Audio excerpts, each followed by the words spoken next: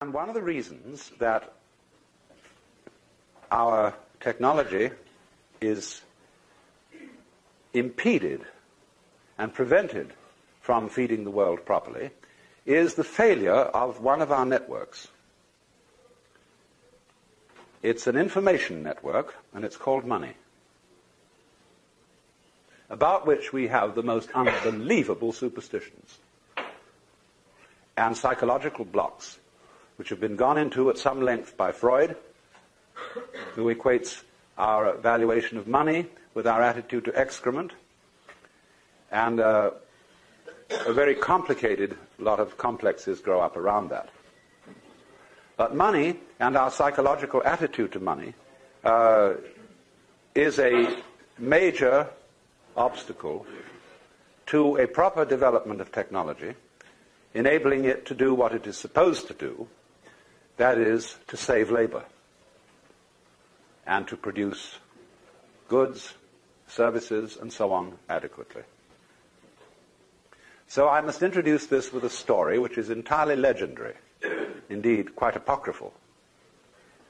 The great banks of the world at one time got absolutely sick of the expense and security measures involved in shipping consignments of gold from one bank to another. And so they decided that all the chief banks of the world would open offices on a certain island in the South Pacific, which was balmy and comfortable. And there they would store all the gold in the world. And they put it in great subterranean vaults reached by deep elevator shafts. And then all they had to do when one bank or one country owed gold to another was to trundle it across the street. And this was very efficient. And it went on beautifully for 5 or 6 years. And then the presidents of the world banks got together and said, let's have a convention out on this island and take our wives and families. So about 7 years from the date of opening, all those presidents and their wives and families went out to this Pacific island, and they inspected the books, and everything was beautifully in order. Then the children said, "Oh, Daddy, can't we see the gold?" They said, "Of course you may see the gold." And they said to the managers, "Let's take our children down to the vaults and show them the gold." And the managers said, "Well, it's a little bit inconvenient at this time, and perhaps the children would not really be very interested. After all, it's just only old plain gold." And the president said, "Oh, no, come now. They'd be thrilled. Let's go down and see." And there was further humming and hawing and delays. And finally it came out that a few years before there had been a catastrophic subterranean earthquake. And all the vaults had been swallowed up and all the gold had disappeared. But so far as the bookkeeping was concerned, everything was in perfect order.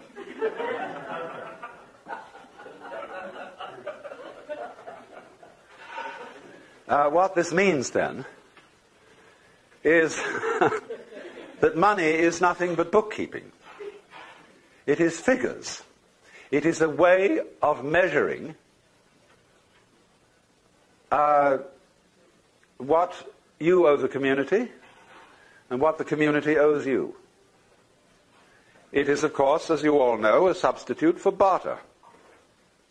If you worked on a farm and the farmer paid you in terms of ears of corn, onions, cabbages, and other vegetables, and yet you wanted a pot and pan of some kind, and you took a few vegetables over to the man who so made pots and pans, and you swapped.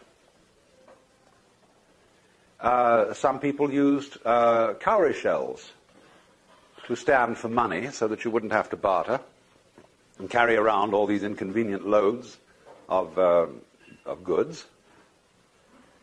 And then, of course, gold was used, because gold was rare, and because gold was supposed to have a constant value.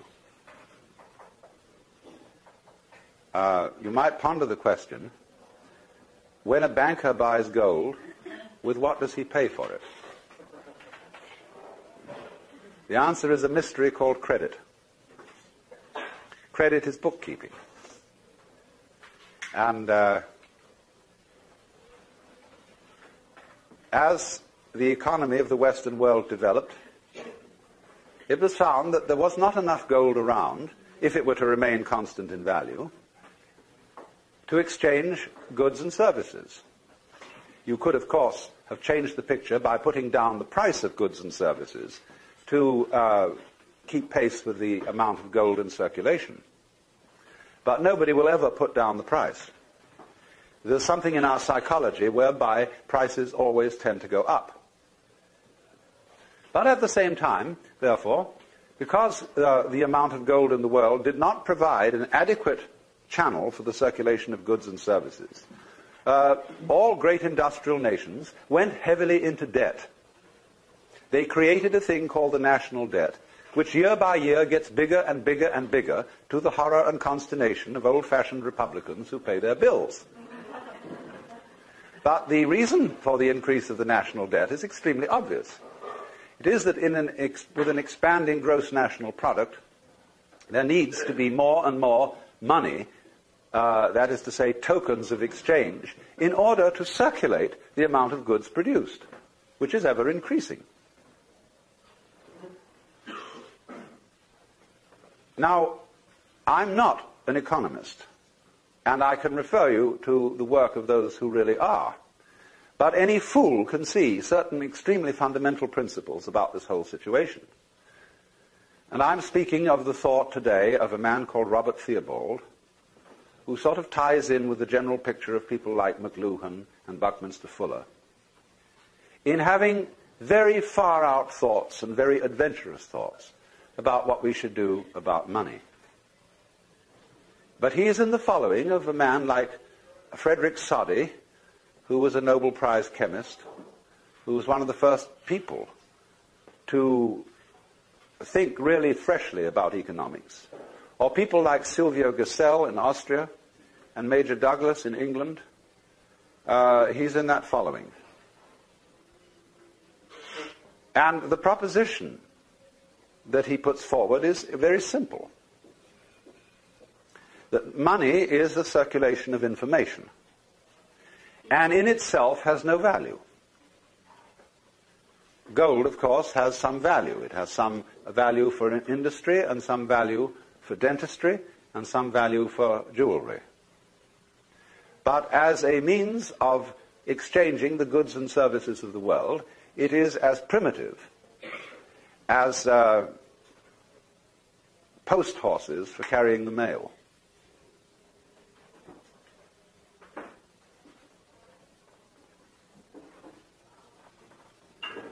We must recognize, then, that money is a pure abstraction. I was on a television show a little while ago with Ted Sorensen and Raymond Moley. And they were having a long, long discussion, which sounded like something that goes on in a smoke-filled back room of party bosses, where they were talking about the prospects for the Republican Democratic parties in 1968. And then they got onto the question of automation and the problems of unemployment that it was making and the difficulties of transferring workers from this to that when they were only trained for this. Finally, I said, the trouble with you gentlemen is you still think money is real. And they looked at me and sort of said, oh, someone who doesn't think money is real, because everybody knows money is money and it's very important. But it just isn't real at all, because it has the same relationship to real wealth, that is to say, to actual goods and services, that words have to meaning, that words have to the physical world. And as words are not the physical world, money is not wealth. It only is an accounting of available energy, economic energy. Now, what happens then when you introduce technology into production? You produce enormous quantities of goods by technological methods.